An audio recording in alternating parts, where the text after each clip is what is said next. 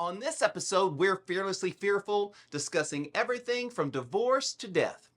My guest is Tracy, who has faced most of these experiences while being a single mother. How does she do this? Well, Tracy is someone who experiences fear, but confronts it with courage and determination.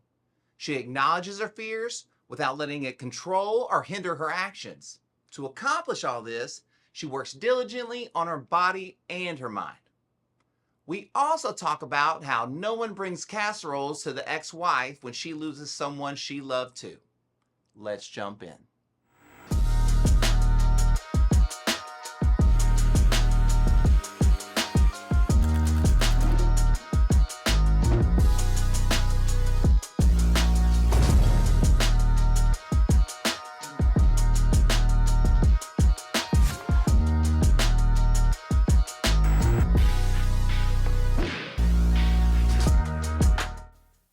These are the ones my daughter wanted me to wear, and they're way louder than those other ones. So, well, I mean, but she's right. She's, three-year-olds are usually. Well, you know what? Usually pretty rough. The beauty of a 3-year-old is they have no ceilings. They have no roofs. They have no. Yeah. There's no filter. Life hasn't given them limitations yet, No. or told them, "Hey, these are going to be your limitations." When really they aren't limitations. Yeah. But life isn't beating the shit out of you yet. So you're like, yeah, you can do whatever you want. Yeah. You know? And the cool part is like they don't have any like sense of right or judgment. Like there's no sense of like judgment. Like someone's judging me right now for doing what I'm doing. Well, even more specifically to themselves. Yeah. Oh, I love those. Those are so fun. They're prescriptions, so I can see. I love them. Yeah, those are awesome. I do this every time. Shout out to Zenny Optical for giving me affordable glasses. You know what I mean? Because these glasses are like $40 and they're prescription. And they're awesome. And I don't know if you've ever worn. There's a reason why people must wear blue tinted stuff, because it makes it really. You see in a different way. Does that make sense? It makes sense. Like like when you wear different like you go clarity. hunting, you wear like a yellow tinted glass so it looks sharp. Yeah. And so like my eyes are real sensitive to bright light. So if I wear like a blue tinted, it kind of it makes everything just a little bit darker, but not really. And then I was like, Marvin Zindler, you fool. That's why he was wearing those blue glasses. You're like, we need some style here. How many? Okay, so you told me how many podcasts have you done?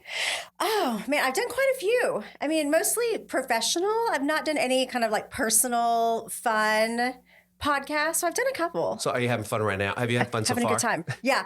Your daughter's awesome, and your wife is. I love her. She's a hoot. They're the exact same person. 100%. Yeah, I love it. Yeah, I love how she totally like took all of your chicken. She's like, you think you're having chicken today and you're not. Well, you tell me. I think the key to being a good parent is just basically how selfless do you want to be? Right? Mm-hmm. Because your level of selfishness is going to affect your effectiveness 100%. as a parent. That's 100%. Now, selfless doesn't mean no boundaries. Selfless doesn't mean run over me. Mm-hmm. But selfless means that like I provide for you first. You come first. I'm your Sherpa. I'm your guide on this tour. Yeah. So like I need to act appropriately all the time. That's the way I look at it. Yeah, I agree with that. And like to what sacrifice? Like what level of sacrifice can you make it and are willing to do? Have you ever read the book by Shel Silverstein called The Giving Tree? I have. I love that book. Okay. Have you heard? Okay. So I recently I have this side thing that I do called mixtape therapy, and we did the book, The Giving Tree. And as a parent looking at the book, it's like, like what you would sacrifice for your child. That's what I kind of took from it. Right. But there's this whole group on the internet that thinks that the tree is a covert narcissist. Right. Oh, goodness. But there to everything there are multiple perspectives, Of course, and it's basically based a lot on your experience. You know what I mean? And so I could see how that tree not having boundaries and giving up everything because they want this thing, and how that could be covert narcissism, or it could be someone with really healthy boundaries and they're just selfless to their child. That's the way I saw it as a parent. I can see that. I think I see it the same way. It's like I make sacrifice, like intentional sacrifices, for my daughter, Hannah. She's 16 years old, and it's really been her and I since she was 6. Her dad passed away unexpectedly when she was 6 years old. And, the thing that I, promised him, standing at his casket was I would take care of her to the level that he and I would have together. And, to this day, I'm like, she's 16. I'm like, she's almost 18. She's almost out of the house. She's a junior in high school.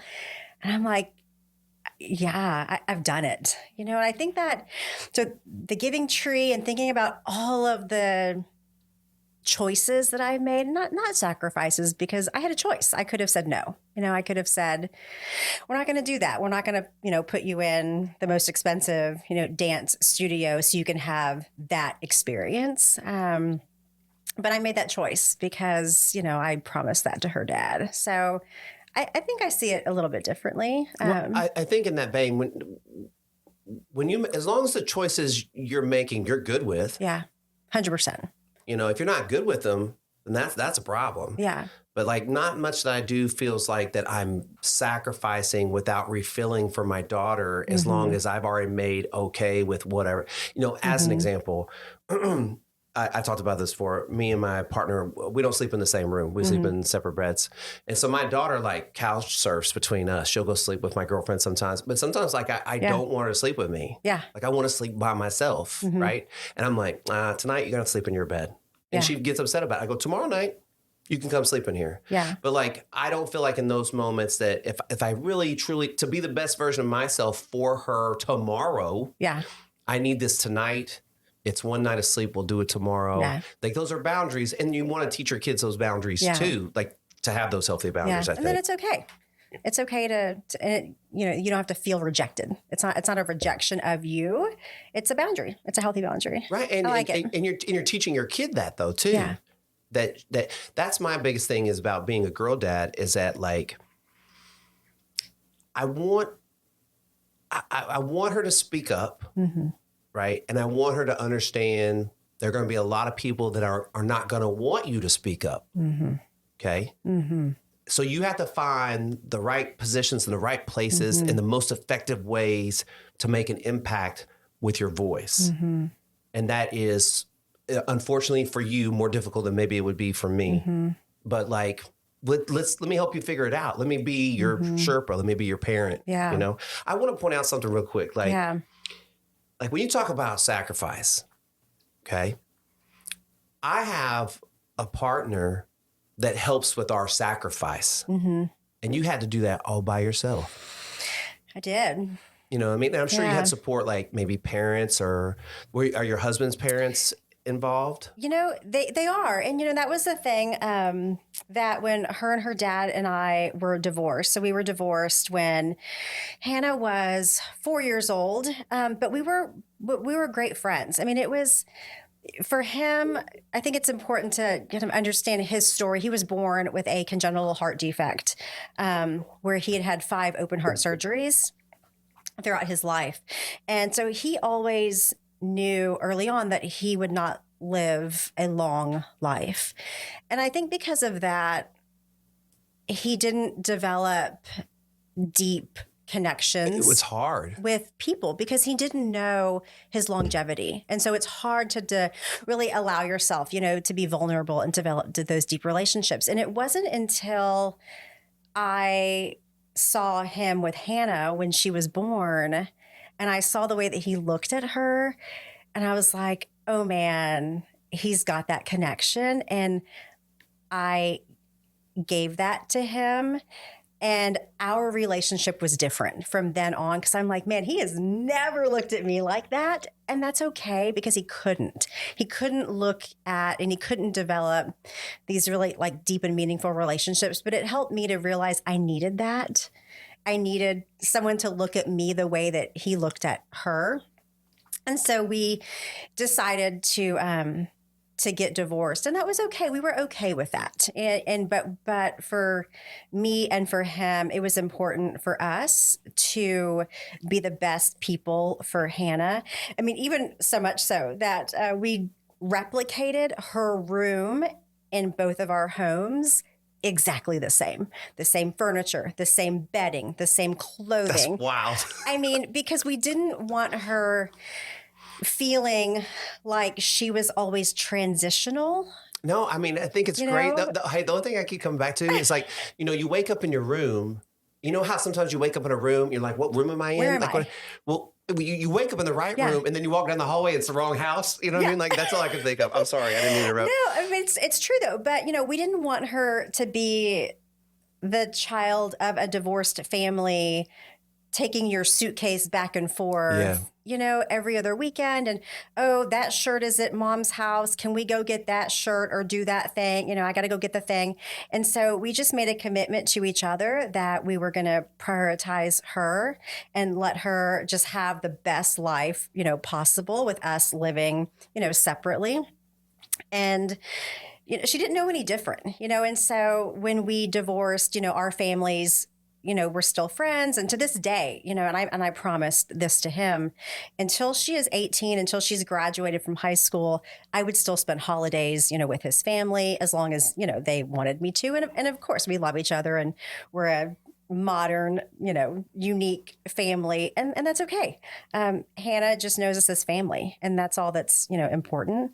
And so, yeah, we still have a great relationship. I have a great relationship with his family, but it was very, Scott, it was very interesting. It was because we were divorced. And so we weren't married when he passed away. And so when he passed away, I had such an interesting experience because nobody brings the ex-wife casseroles, when the ex-husband passes away, but you're the now in an instant have become the sole parent and caregiver of your child.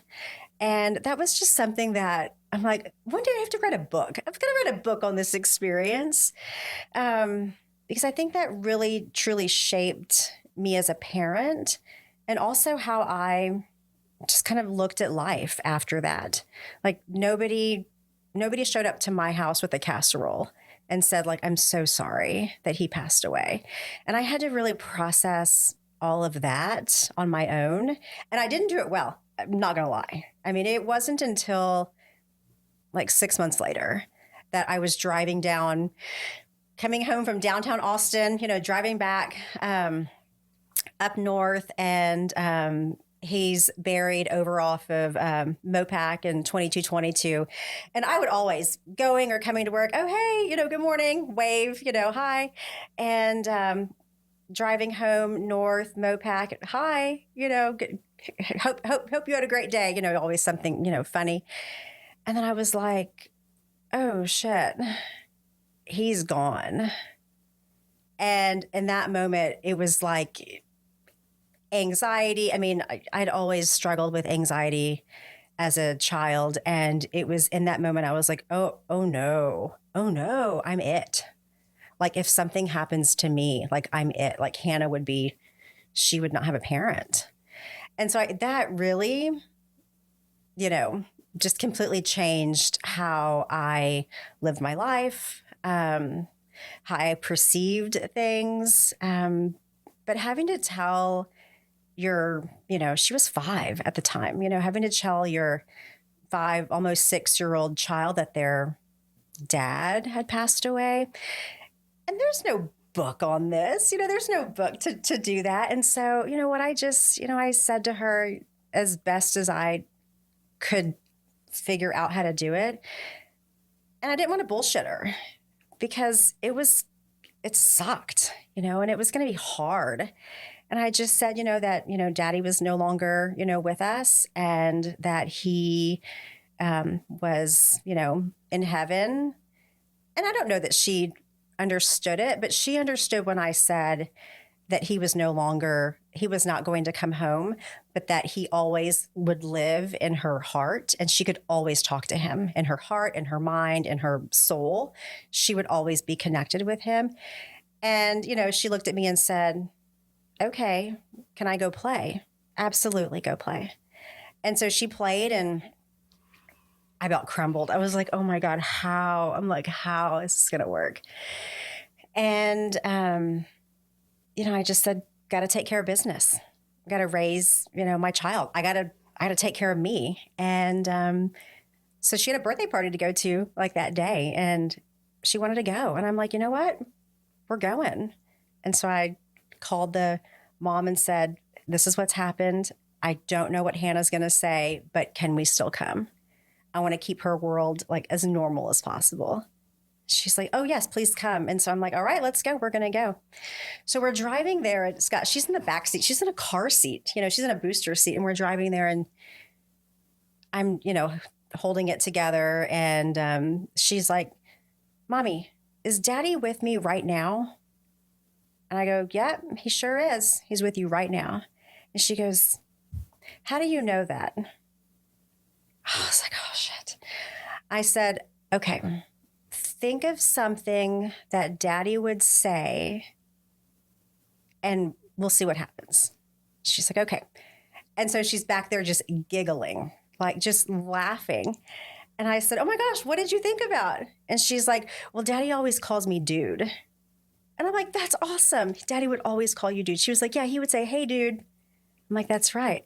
And she was like, she got it. Like I think she felt it. Like she understood. And I'm just like doing my absolute best to just hold it. I'm driving. And we go a little bit further, and she goes, Mommy, is Daddy still here? And I was like, okay, let me pull over. So I pull over, and I said, yes, he's still here. And she's like, where? And I said, okay, hold on. So I gave her a mirror from my purse, and I said, look in the mirror. And she's like, okay. So she's looking in the mirror, and I said, think of something that Daddy would say or do. I go, but look in the mirror, keep your eyes open. She said, okay. And so she did. And Scott, she had the biggest smile on her face. And I said, that smile, that's Daddy. That's Daddy with you. He made you smile. And she goes, okay, can we go to the party? And I'm like, yeah, let's go. So we went, and she had a great time. And I still have a picture on my phone, from that moment at the party. Like the sun is shining. They had ponies there. She was riding a pony. She had the biggest smile on her face, like her little, brown curly hair blowing, and the sun is like coming through her hair. And I'm like, it's okay. We're going to be okay. And, that just completely shaped how I was going to parent her, was that moment. Well, one, my small estimation, I think probably in that picture he was there. Mm-hmm. The way you described it to me, that's what it mm-hmm. feels like. Two, I mean, as you're talking, I'm thinking about my own daughter, and I'm thinking about my girlfriend, and I'm thinking about, the things that, what would my girlfriend say and stuff like that. And I just want to commend you for the way you handled that situation, because I think that's about the best you can do, Nobody tells you how to do that. Nobody tells you how to explain.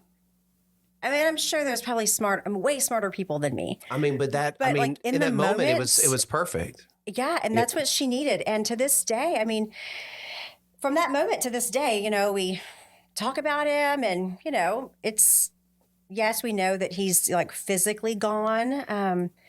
But we know that he's always around. And, man, Scott, for a while, I knew he was in the house. Like I felt, I'm sensitive to energy, and I felt it. And I would get just angry. I'm like, you need to go. Like, you need to move along. I don't know where you are or where your soul is or your spirit is, but like, please, like it was overwhelming to me.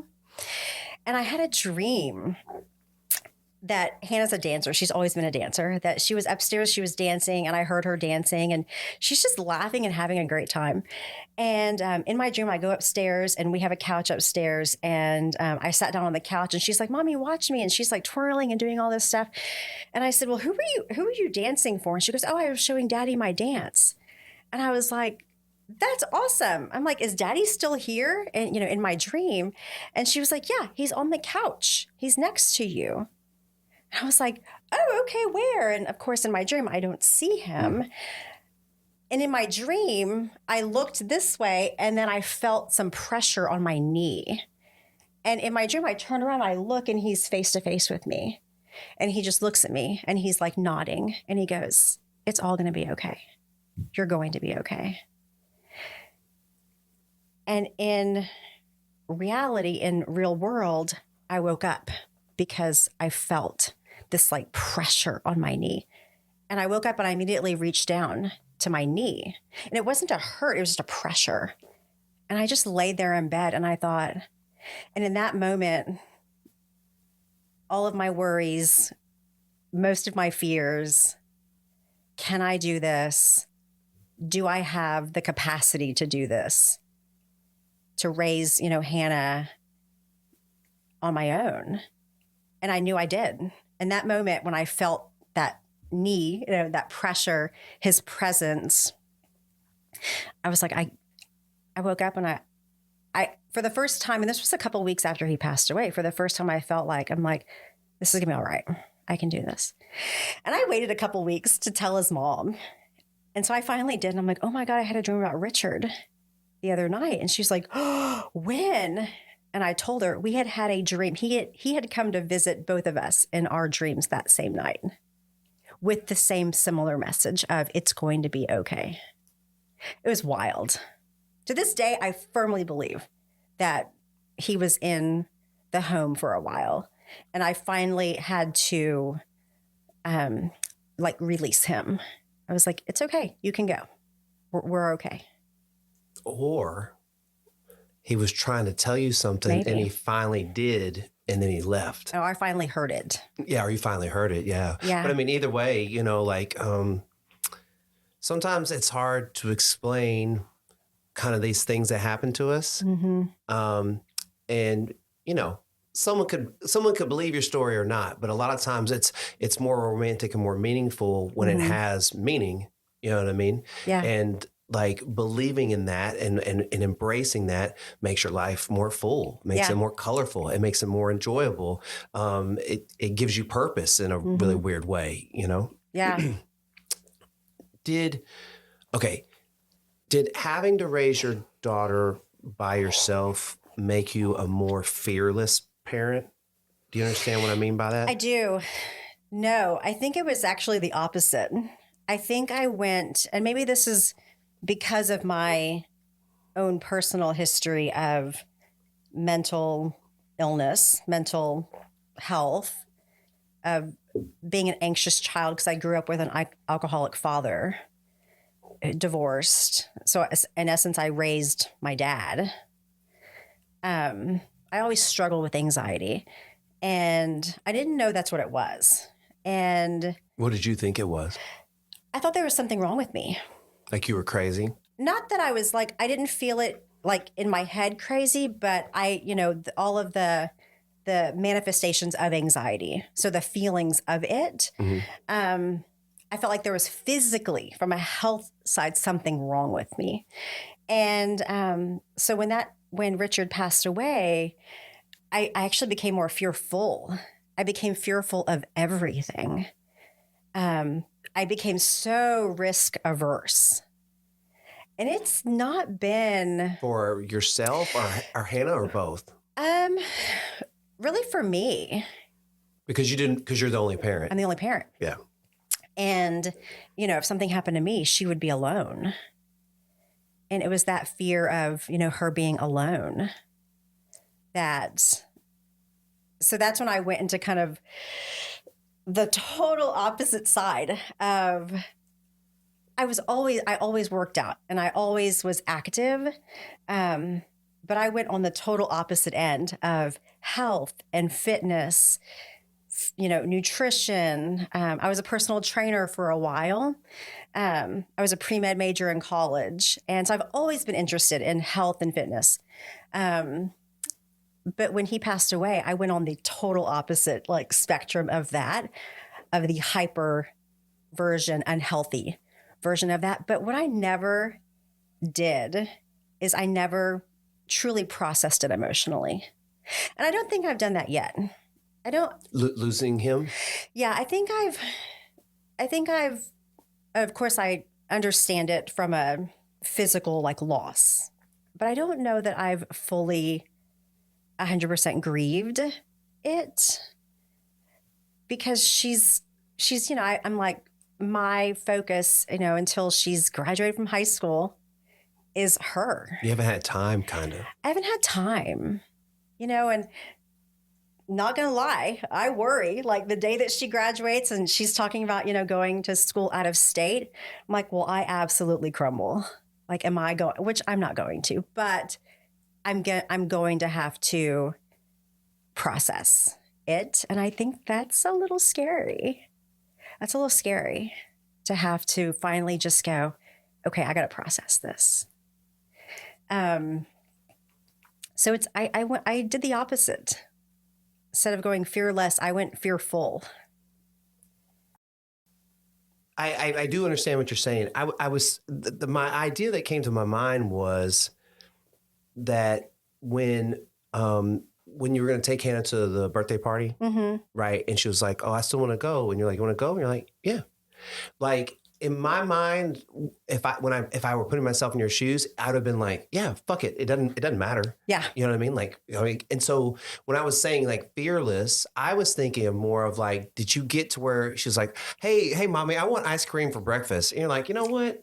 It's not every day. Like, fuck it. Like, I mean, yeah, have ice cream for because life is so short. Like, you have I see what you mean. A total crazy, different perspective of that whole thing. I see what you mean. You know what? Kid stuff, right? Like spill stuff, make a mistake. I was never like, oh my God, what the fuck? Why are you doing that? I'm like, yeah, it's fine. It's water or whatever. You made a mistake. No big deal. Like, this is fine. I was a little bit. I don't think I let the little things bother me. And, and not that she ran amok or, I let her go. No, a kid can be, right? Yeah, you can be totally good and not have like just strict, super like hard, rigid boundaries. My kid is wonderful and we're not like that, you know? I just let the little shit bother me. Because to your point, I agree with you. It's like, fuck it. It doesn't matter. Well, you just have like a lot of perspective, like a lot of really crazy perspective, like, how long did you know your ex-husband before y'all got married? 2 years. Okay, so you knew him a total of 8 years total of your entire life. Like, it's hard to process emotions with someone that you spent this intense like 8 years with. Yeah. And then they're gone. We can't talk to them. Like, there's no solution. There's and so that makes it hard to process. I was thinking, totally fair that, you've been busy. But are there other parts of you that kind of just don't want to process it? Are you avoiding it in any way, in a little way, kind of? Probably. I mean, I think that would be totally natural, by the way. I was just curious. Yes. I mean, type A, Virgo, Enneagram 3, like high achiever, driven to no end, passionate, about the things in my life that I'm passionate about, that I go all in on. Vulnerability, not one of those. Yeah. Not one of those. Vulnerability is hard. And, letting people get close and to see those little specks of you that, not all of them are fabulous and amazing. And it's hard. And vulnerability is not a place that I sit in very well. I don't think a lot of people do. Yeah. Would it be fair, though, to say if you made yourself more vulnerable, you'd be a more complete person? Yes, that's fair. That's and so fair. the things that we're good at, we want to do those all day long. Yeah. The things we suck at, we're kind of like, just wait on those. Yeah. You know what I mean? And so, it's kind of Yeah. like, to be the best version of yourself. Like that's what I kind of always preach around here is right. It's like you got to dig into those things too because they matter. It was only until I got right with like basically my ego, my shadow self, all my fears, this dude like that sits next to me that tells me I suck. Kind of, it's only when I got right with him, I was like, well, you're going to be here. We might as well become friends. Yeah. That stuff became easier, but still, like you don't want to look like a failure in front of your friends or family. You don't want to be embarrassed. I mean, I think it's all very natural. It's hard. I mean, I certainly went through a pretty humbling moment, in August when the company that I worked for, they were making some business changes that didn't align with my passion. My passion is in children's mental health. And they can do that, right? Their company, their business, they can make those decisions. And, it was decided that it would be best for me to move on. I've never had a company ask me to move on before. Right. And it was very mutually respectful. Have you ever been fired from a job? I have never been fired from a job. Okay. And let me tell you something. The first time, if you're a person that doesn't want to get fired from a job and the first job you get fired to, it's a big deal. Because I am also, I have not been fired from very many jobs. Yeah. And the first one I got fired from, I was like, man, y'all like, what? You're firing me? Yeah. I mean, because it was a big deal, especially because I was the second hire in the company. And so I helped to build it and build what it was. And it was like I had lost a child. Sure. And for the years that I was there and building, and when I focus on something, I am all in, right? And I'm, the passion and the energy all in behind it. And it became my identity and it became who I was. And when the CEO, sat down and we had a conversation, and when that next day, I was like, oh shit, who am I without that? And that took me some time to like really process it.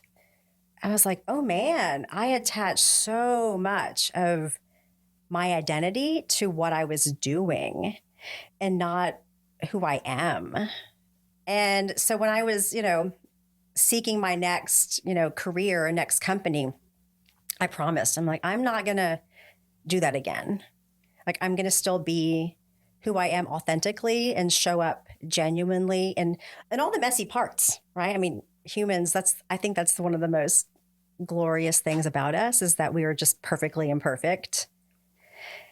And you could probably see that from my social media. Like I don't, there's not filters. There's, I show up in the morning to work out and there's no makeup and who cares if I have bedhead?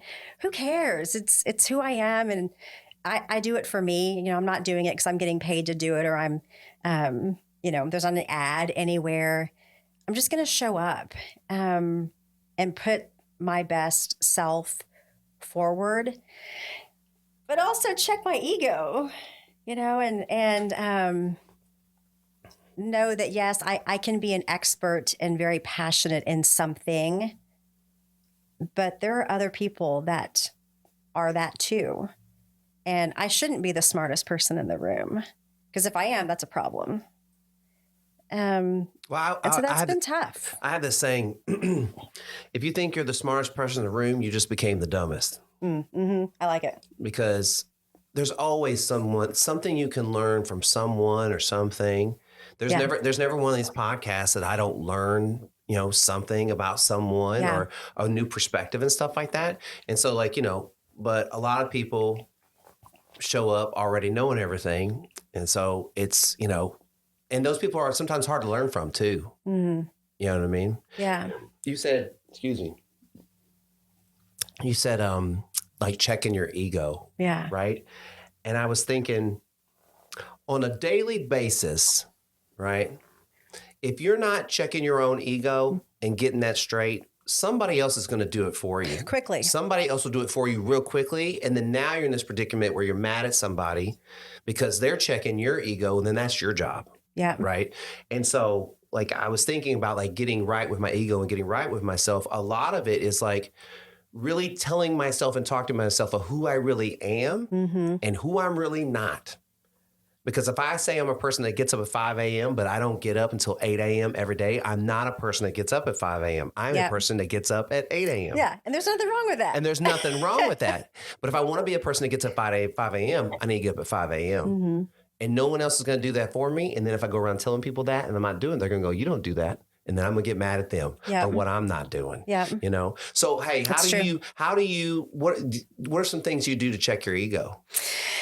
Oh, yeah. I mean, a lot of it is, you know, I think before I act. Excellent. You know, perfect example. I just did it. I was on a colleague asked me to join a presentation to a client, to a prospective client. And, you know, they asked me to join because I'm a subject matter expert, you know, in this particular area. And I'm very, very good at, I like to call myself I'm a dot connector. I'm a good dot connector. Take information, I can put and synthesize that pretty quickly and efficiently and present it in a way that's eloquently to be able to say, this is what I think. These are my thoughts around, you know, what we do. And so they invited me to join this call, and it was a great call. Engaging, dynamic. I connected very well with the prospective client.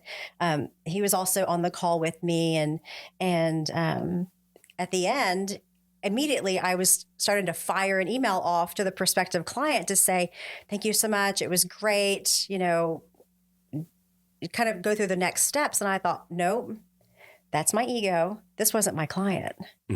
I was invited into this as a guest to help support him. And so I'm like, nope, delete. I checked in with my colleague and said, hey, I was going to send a thank you, but I didn't because this is not my relationship and I want to be respectful of your relationship. You brought me in as a guest. How would you like me to proceed forward in this? And in the past, I wouldn't have done that. I would have let my ego drive. And I've been like, I'm it, sure. Right?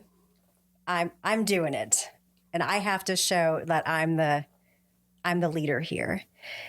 And in the moment, I didn't do that today. And I was proud of myself. That's awesome. And I'm like, I've grown a little bit. Can I challenge you one step further? Please, yes. In those moments, I think where I want to insert myself, I think about, well, what am I really wanting to do?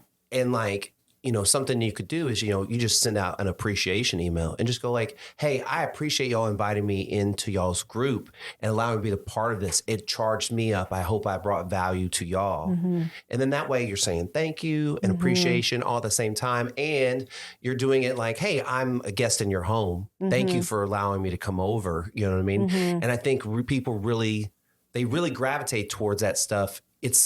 It's the extra step that we probably want to take, but we don't know how to take, you know what I mean? Or to like the best way to phrase it or whatever. But I always lean back. If I don't know how to say something, I'm just say, I appreciate it. Like I appreciate you or something. Like I just know that in that moment I'm present enough to go like, this means something. Yeah. So I'm going to appreciate this moment. I appreciate you, you know, whatever, you know? Yeah.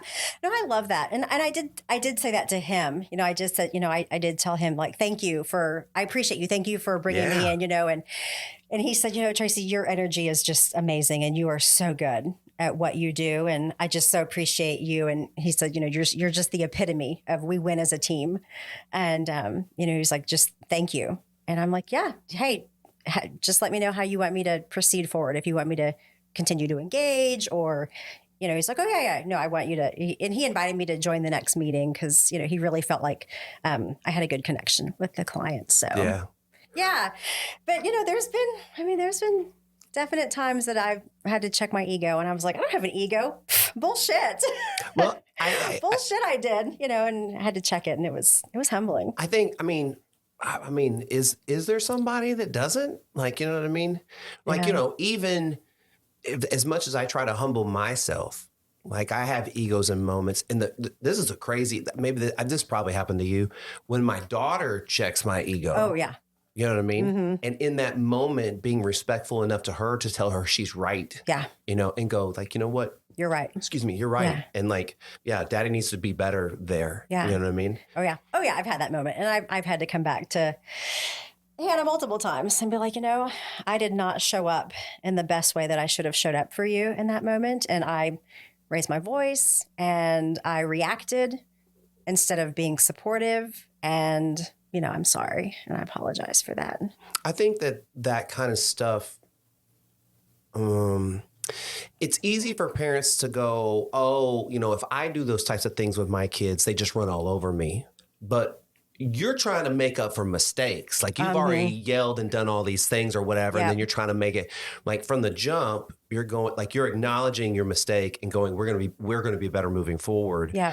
And I think that there's a big difference between those two. Like, you're saying like, Hannah's a great kid. And I bet she is, because you have respect for her. You try to communicate with her. You try to have a relationship with her. You try to be her parent and not always her best friend. You know what I mean? That's true. Like I'm ready for my daughter to get some friends. I'm tired of being her best friend.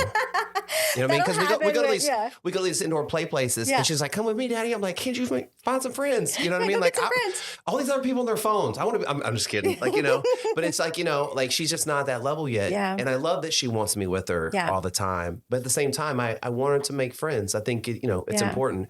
Her mom and me are both not sports people. Yeah. But I 100% want her to try to play sports because it's teamwork and it's other kids and it's getting Gatorade and it's getting hot dogs and all the things. It's all the things. Yeah. You know what I mean? Yeah. No, and it's funny that you mentioned that, because I was Hannah's been dancing since she was 3 years old. So she just lives it, breathes it, loves it. And I love it for her that she's found something that she can connect with and then of course friends, all the friends.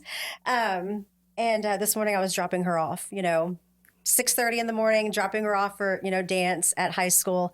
And one of her dance friends was getting out like right in front of, our car. And she's like, "Oh, hey, wait for me. Bye, Mom." She grabs, her backpack and she's out the car. And, as I'm kind of driving away, I'm watching in my rearview mirror and watching them kind of walk in together. And it just made me feel so good. I was like, oh, she's got friends, which of course she has, she's got great friends. But it was like, that's so amazing that she, through dance, has created these friendships that I hope that she'll have, forever, or at least, get her out of high school.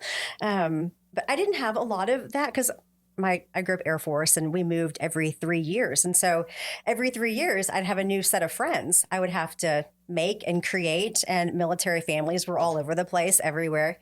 And so for me, I was just like, that was one of the things that I knew that I wanted for her was I wanted her to build her own sense of community and create friends and have like lifelong friendships, right? That she can say, oh yeah, when I was a, junior in high school, I had this friend and we did these things together, when she's 30, 40 years old. Yeah. That was important for me.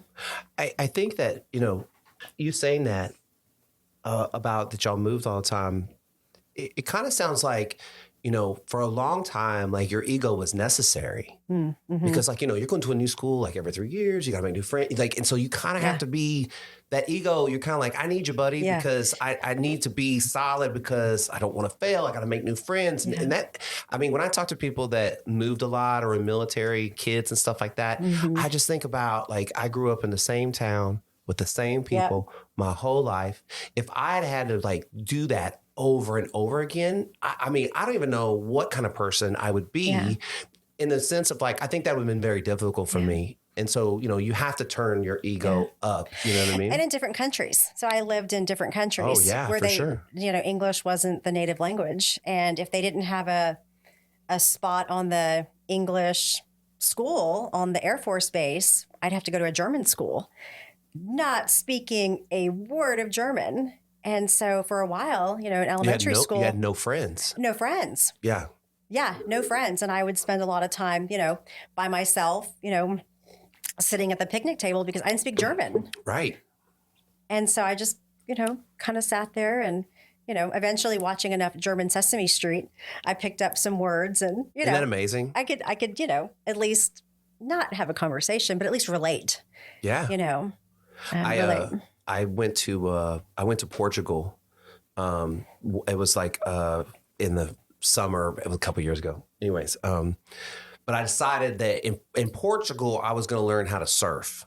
Oh, Well, how'd that go? Well, it didn't go very well because I don't speak Portuguese, right? And all the people in my class were like from somewhere else, but like they spoke whatever one of the languages they use, and I only spoke English. And so, the guy's trying to help me, but how much can he help me? Because he can't communicate that well with me. You know what I mean? So yes, it did not go well at all. Well, you tried. Like I want to come all the way back around. So your ex-husband, he knows that he kind of has a death sentence, right? And you said it was real hard for him to establish relationships. Makes sense because why would he establish any? He's like, I'm going to die. So why would I establish any relationships? But, we were talking to, Fearless or, and you felt the need to like go like, hey, I'm the only parent, so I got to stay alive. You know what I mean? In the moment where your daughter was born, he found a reason to live, right? Mm-hmm. And the whole dynamic of y'all's relationship changed immediately in an instant. And that's really nobody's fault. You know what I mean? Like, and I think I was just wondering if that's kind of the perspective that you came to at the end, is that like the person you married was not the person you divorced, not because of necessarily anything that anyone did, but he changed as a human being. Reflecting on it, it was my purpose in his life. Sure. That was my purpose. And unfortunately, in our society, we attach labels to purpose, marriage, divorce, judgment.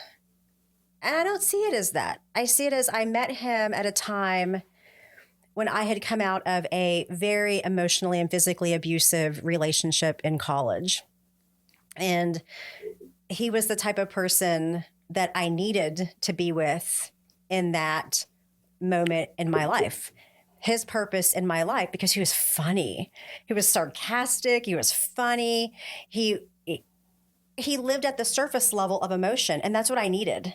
I didn't have the capacity in my mid-20s to go into some like deep, like soul-searching relationship. I had just been in an abusive relationship where for 3 years in college, I didn't know any other way because that was my first, real kind of relationship. And I thought that's how relationships are supposed to be.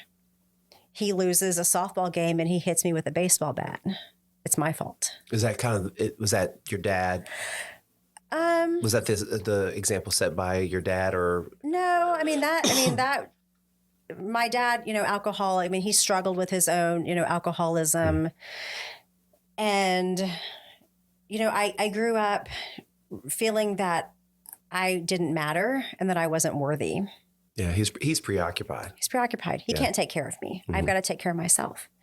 And so, which, attracted me to men doing the same thing. Unavailable. Emotionally unavailable. You don't matter. You're not worthy of kindness, of love, of connection. And so that's how I accepted that my relationships were going to look and be, because I didn't matter and I wasn't worthy. And so when I met Richard, he was funny. We laughed. And that was so important to me, was to laugh, because, behind laughter, you can hide a lot of things. Right. And so, fell in love, decided to get married. And, and then you heard the story, when Hannah was born, I was like, oh, I have a photo of him looking at her. And it was not just looking, but it was like feeling her. And in that moment, I realized, again, he'd never look at me like that. And that really started that pathway of, wait, I want that. I need that. I am worthy. I do matter. I don't know how, but I know that I do. I feel that I do. And so that just kind of really started our journey. Well, he gave you something too. He did. And that maybe you didn't know you needed, that's crazy. Yeah. But again, it's all perspective, how you want to see that, right? You know what I mean? Like how you want to view that. Yeah. And so it's so important just to point out that, you could view all these scenarios in the exact opposite way. Or, for example, exact opposite. You could view the situation the way other people viewed you as the divorced widow. Mm-hmm. But you chose to see it in a better way. Yeah. I chose to see it as that was my purpose in his life. For those 5 years that he had Hannah, he got to feel what that unconditional, non-judgmental, no time stamped love feels like. To not be the first probably thing when you get up in the morning, you think about your death sentence. Right. You start thinking about, what am I going to do with my daughter today? Yeah. You know what I mean? Yeah. And I mean, in reality, like he gave her 100% of themselves, and most parents kind of don't do that.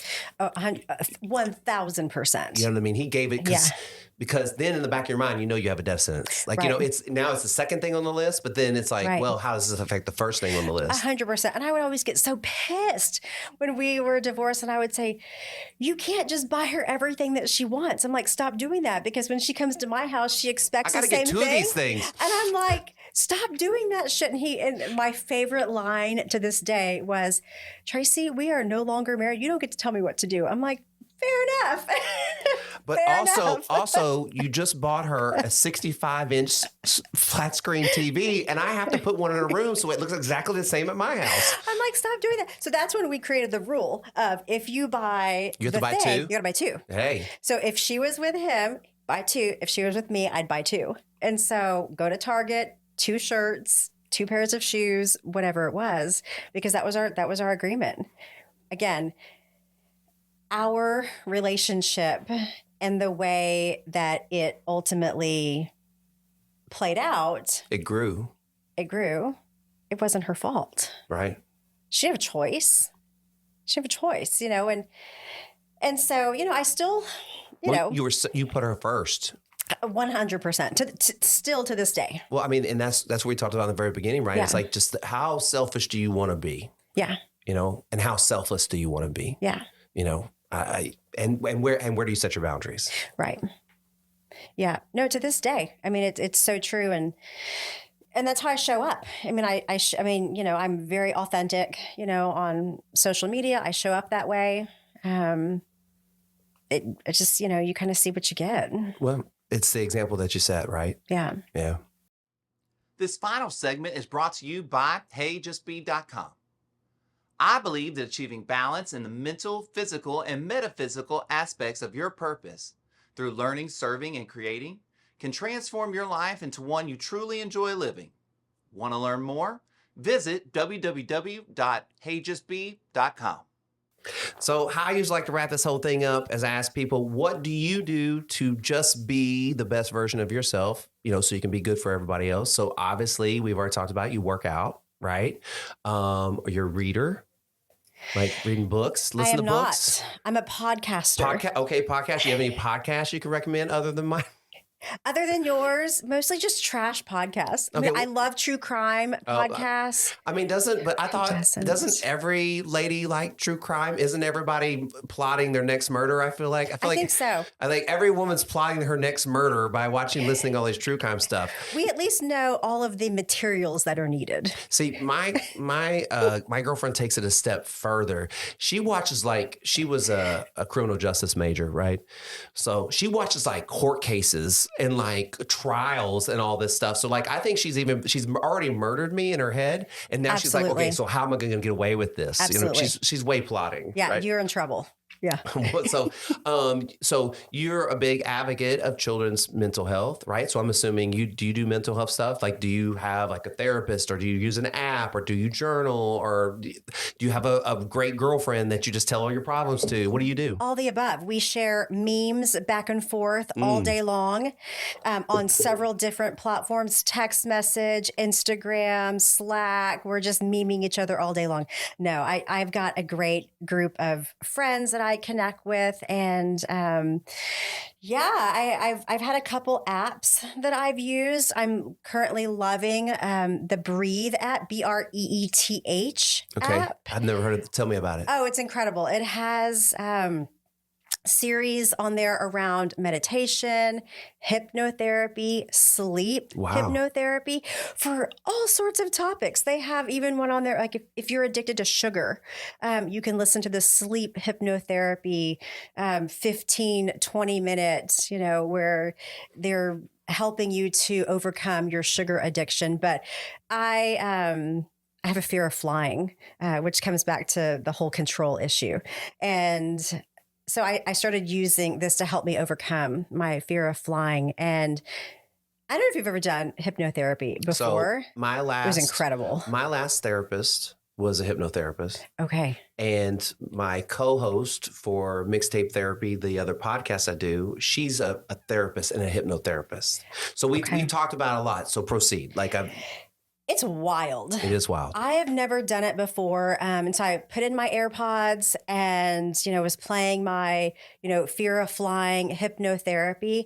And is this now, you're going to go to sleep and do this? You're not on a plane, like you're just sleeping at night? So you can, a couple different ways. So they have one that you could do waking, like a waking hypnotherapy session, like during the daytime. You never want to be driving. So just tip, don't drive if you're going to listen to hypnotherapy podcasts. Yeah, that's definitely good tip. And then they have a sleep one, and they're supposed to be kind of done in conjunction with each other, like leading up to, like you're going on a flight. And the very first time I did it, it was wild. Like I was just, relaxed, sitting, in the living room, and had my AirPods in and started it. And you could start to hear in one ear or the other the conscious and subconscious messaging from the narrator who was speaking. I fell asleep cold. I don't know how long I was asleep, but I woke up and I was like, what the fuck just happened? That was incredible. And I did it for probably 2 weeks leading up to a flight. And the morning of, was listening to it at the airport and was able to successfully get on the plane and without any problems. Didn't have a panic attack on the plane. It really, really helped me. And so I'm a firm believer. I know surface level about it, and I'm definitely want to dive deeper into the world of hypnotherapy because it was pretty powerful. And this app is incredible and I love it. It was awesome. What was the app again? Breathe. Okay. And how'd you spell it? BREETH. Okay. So I give Cheryl shout outs all the time. Shout out to Cheryl, my last therapist. She was the last therapist I had because after I had her, I really got to a place where I was like, oh, I can kind of manage this myself. Right. You know what I mean? And like, there are moments where I still wish I had an ongoing therapist or whatever, but it's weird that she was my last. I mean, I had a bunch of therapists. She was my last therapist, and I've had the most success post interacting with her. And she was a hypnotherapist. There's something to that. I'm sure I've told this story before, but I would go to sessions and I would pound like energy drinks before I'd go into her session, but I didn't realize she was hypnotizing me. So I was falling asleep, like you said, like I was falling asleep, but I thought I was just tired. So now I'm pounding energy drinks going into the session. Oh, no. And then finally I told her, I was like, I'm so sorry I keep falling asleep in these sessions. And she's like, no, like you're going into trance. And I was like, well, I guess I shouldn't be drinking those energy drinks. You know what I mean? I was like, I'm sure she appreciated you going in there, like, caffeinated up. Yeah. I mean, she was probably like, this kid's crazy, but I didn't know, until she explained it to me. But I think she was also, she didn't want me to be too aware of it. Right. Because you can't, it's gotta, when I talk to Hannah, is the lady I co-host with, she talks about you kind of got to sneak up on people with hypnotherapy, because if you kind of put it right in their face, they're kind of like I think she says your conscious is like the guard, right? It won't let them in, or something like that. Anyways. Yeah, no, it was incredible. So love, big supporter of mental health. I mean, it's just a good like emotional, just mental car wash. Helping to I always feel so squeaky clean after a good therapy session. Just an internal, squeaky clean feeling. And then of course, I work out every day, get up at 5 a.m. and work out, lift weights, and eat balanced as I can. I'm still, love your tacos, and I have a sweet tooth, and so I have to be careful about what's your biggest vice, sweet tooth wise? Chocolate ice cream with a scoop of peanut butter. Every time, hands down. Strong. Yeah. I was, me and my partner have this game right now, and it's called, on this episode of Put Peanut Butter on Anything. Let's go. Yeah. And so like she bought like these, those like kind of wafer crackers, Yes. She like bought them, and I was like, you know what? Like peanut butter would be good on these. And so like I was like, on this episode I put peanut butter on anything, because like I put like, this is where I've gotten, I just take, I have my own jar of peanut butter. Yeah. It's mine. Like there's one for the rest of the family. Fresh ground, Jif. It doesn't even matter. It doesn't even, because all I'm going to do is just dump like a handful of M&Ms in there, and then I'm going to eat M&Ms one by one with giant scoops of peanut butter behind them. You've unlocked a new level of peanut butter. It's horrible, though. It's horrible. Or I'll take the ice cream bars, the ones that are vanilla ice cream, and they have the chocolate shell. Yeah. Ooh, peanut butter all over the top of all those. Oh, man. All over but it. I mean, these are all things, these are like, should be saved for like a very special occasion. No, I put it in oatmeal, protein shakes, put it in the ice cream. In between, I work from home. So in between meetings, I'm running to the jar and getting a big old scoop out. Here's the apples, biggest, here's the problem for me, is there's probably better nuts that I could be eating, right, than peanuts, right? It's just so good. But it's so good. It's so good. I mean, almond butter is just not like peanut butter.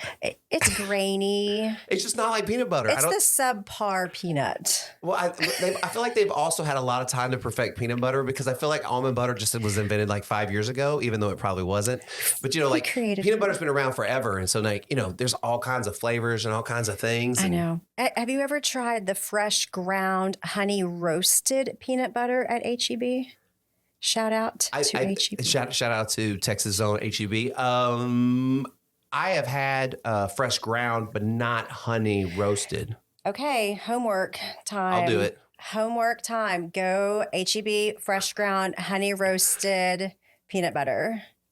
I can already tell this is going to be like become a new expensive habit that I'm going to have, because the ground peanut butter is way more expensive. But just get a little bit, just so you can try it. And then if you want to get like even more extra with it, like put a big old scoop of Nutella on top of that. Oh, my mouth is watering thinking about that. Like, I'm going to go home and like just dump a big old spoon I'm going to use my peanut butter spoon into the fresh ground honey roasted peanut butter. Yeah. It's fantastic. Anything else you do? I mean, you've kind of covered it all, right? Like I've covered it all, and just momming it, right? And trying to be balancing all the whole thing. Balancing the whole thing. Yeah. Telehealth. That's my jam right now for what I'm doing, and working out and just trying to stay balanced. And, I don't really have resolutions. I don't create New Year's resolutions or kind of word of the year, but it's just intentional. And so kind of my intention, I think, for this year was to be more connected, which led me back to you, because I was like, I need to circle back and do it, because I feel like that's going to be just a really amazing way to connect in a different way.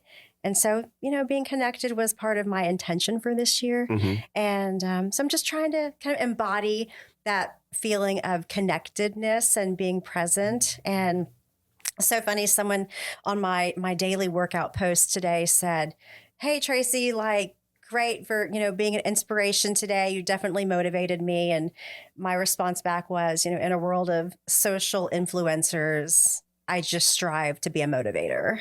Right. And that's it. Like, I just want to motivate people to be the best versions of themselves, and whatever that looks like. And if today that means you're slapping a dollop of peanut butter on some wafer crackers, let's go. Let's do it. That's the best version today. Well,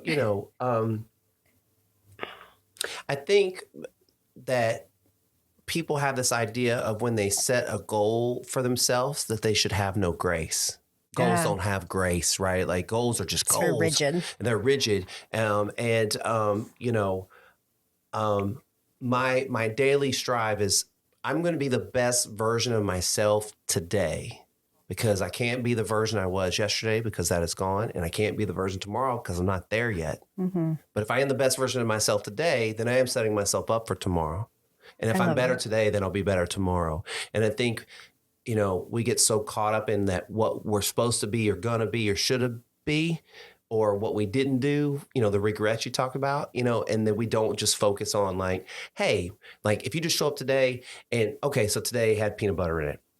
Okay. Just like, just maybe not peanut butter it tomorrow, and then maybe you can peanut butter the next day, but like just try to have some balance and grace and go like, this isn't going to break me, but I do need to stay focused on my big goal of what I want to achieve, Yeah, no, I totally agree. Like I love goals, right? I mean, goals give you some direction and, some purpose. You seem like a person that would like goals. I mean, you know what I mean? Type A, Enneagram 3. I like me some goals. I have a whiteboard that has color coordinated. See, yeah, I like it, but at the same time, I also, just from, some experiences, recognize that goals are great. It gives you, it's a roadmap. Goals are roadmaps. Yeah. And it helps you to, when you get off course a little bit, you can read back and, remind yourself of what your goals were and get back on track.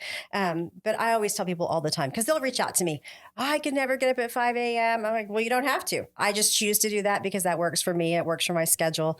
Or I'll post food every week. I meal prep on Sunday and, I could never do that. Well, sure. Could you meal prep for today? Could you make some meals today? Could you just make a better choice today? Could you add another extra meal for tomorrow? Look at you. You just meal prepped. Like you did it. It doesn't have to look like what I do because I've done this for so many years. And I'll share recipes all the time with people. I'm like, don't make it hard. Life is hard enough. Meatballs don't have to be hard. Yeah. Like, this is not rocket science. Just throw some stuff in a bowl and put it in a circle and bake some little protein, pocket sandwiches. Go.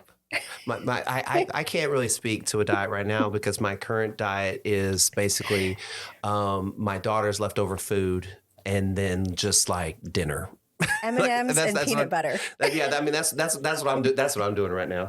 Well, okay. So you said one of your goals for this year was to get more connected. Do you feel more connected after I'm putting you on the spot because we're on a podcast, but do you feel like we made a connection? Do you feel more connected? Do you feel like successful? I do. Good. Yeah. I feel like I learned something new today and met a really cool person and daughter and partner. And I feel really fulfilled today. They're way cooler than me, by the way. That's very true. No, that's not. Yeah, I know. Y'all are all cool together in your own unique ways. But it's been awesome. Well, thank you. I usually ask people to give me a hug. So if you want to push your mic out, you can jump up, give me a hug.